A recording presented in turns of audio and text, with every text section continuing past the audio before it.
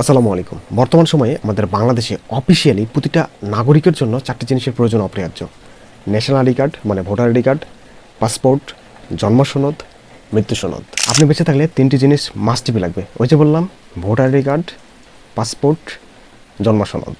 আর আমি expire date হয়ে গেলে আমাদের পরিবারের সদস্যদের কালেক্ট করতে হবে মৃত্যু সনদ। যে কোনো অফিস, আদালত, ব্যাংক, এনজিও যেখানে যান এই সবগুলোর প্রয়োজন অপরিহার্য।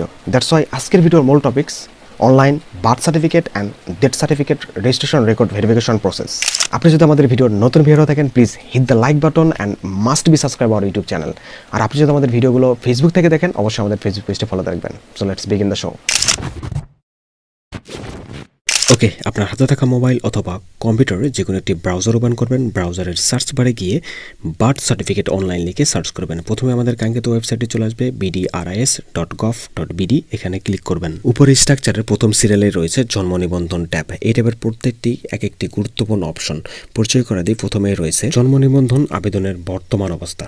আপনি যদি অনলাইনে জন্ম নিবন্ধনের আবেদন করে থাকেন তাহলে সেটার বর্তমান অবস্থা সম্পর্কে এখানে ক্লিক করলেই দেখতে পারবেন। জন্ম নিবন্ধন আবেদন, আপনি যদি নতুন করে অনলাইনে জন্ম নিবন্ধন আবেদন করতে চান তাহলে এখানে ক্লিক করে বিস্তারিত তথ্য দিয়ে জন্ম নিবন্ধন আবেদন করতে পারবেন। জন্ম নিবন্ধন পুনর্মুদ্রণ, আমাদের পূর্বের জন্ম নিবন্ধনগুলো ছিল হাতে কলমে লেখা, সেটা ডিজিটালাইজ করার জন্য এবং অনলাইনে সংরক্ষণ করার জন্য এখানে ক্লিক করতে হবে। জন্ম নিবন্ধন তথ্য সংশোধন আবেদন, আপনি ডিজিটাল জন্ম সনদ হাতে পাওয়ার পরে যদি দেখেন যে আপনার জন্ম সনদের কোনো তথ্য ভুল হয়ে গেছে, সেটা সংশোধন করার জন্য এই অপশনটিতে ক্লিক করতে হবে। সার্টিফিকেট বাতিলের আবেদন, আপনার জন্ম সনদটি কোনো কারণে বাতিল করার প্রয়োজন পড়লে এই অপশনটি চুজ করতে হবে। জন্ম নিবন্ধন আবেদন প্রিন্ট, এটি তো বুঝতে পারতেছেন, অনলাইনে জন্ম নিবন্ধন আবেদন করার পর সেটি অ্যাপ্রুভ হয়ে গেলে এখান থেকে আপনি সেটি ডাউনলোড করে নিজের কাছে সংরক্ষণ করতে পারবেন। ওকে, লাস্ট অপশন জন্ম নিবন্ধন তথ্য অনুসন্ধান। এটি আবার বার্থ সার্টিফিকেটের মতো নয়, এটি হচ্ছে আবেদন করার সময়কার আপনার জন্ম নিবন্ধনের সকল তথ্য কিউআর কোড সহ দেখতে পারবেন।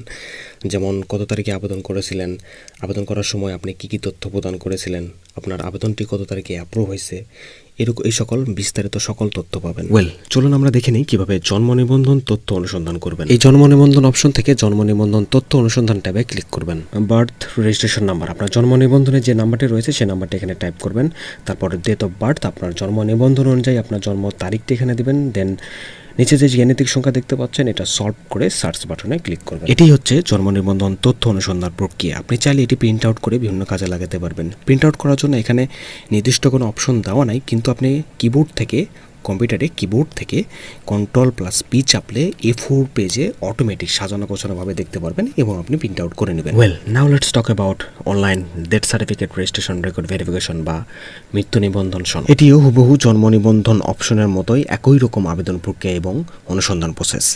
আজকের ভিডিওটি অনেকের জন্য খুবই গুরুত্বপূর্ণ ছিল, তবে এই ভিডিওটি এবং ভিডিওর টপিক্সটি বাংলাদেশের সমস্ত নাগরিকের প্রয়োজন পড়বে। সো ভিডিওটি অবশ্যই শেয়ার করবেন। Thanks for watching. আসসালামু আলাইকুম।